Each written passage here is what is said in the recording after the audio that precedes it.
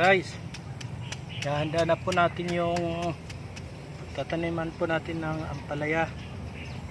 Yung ginagawa po natin ngayon ay nililinis po natin yung ating pagtataniman para buhaghag po yung ating lupa. Pagkatapos po nating bungkalin guys, tatanggalan po natin ng mga ugat-ugat na maliliit kasi marami po yung ugat ng nyog para maging buhaghag po, para hindi po mahirapan yung ating itatanim na halaman. Ayan, kasi mas maganda po yung buhaghag po yung kanyang lupa, kaya ayusin po natin. Ganun lang po guys magtanim ng ampalaya. Alisin po natin yung mga buo. Yan, kunting lamas lang po guys.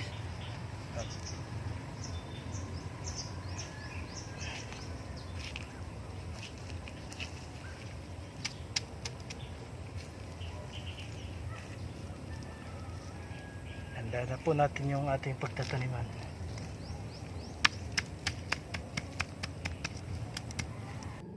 Ayan guys, pagkatapos po nito, yan, nalinisan na po natin.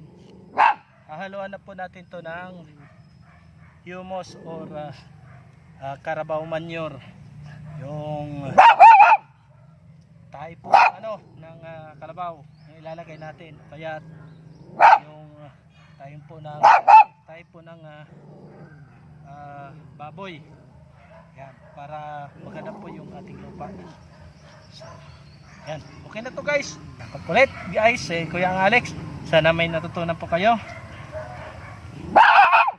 Meron lang po mag-prepare ng pagtataniman po ng ating mga halaman or gulay. Okay.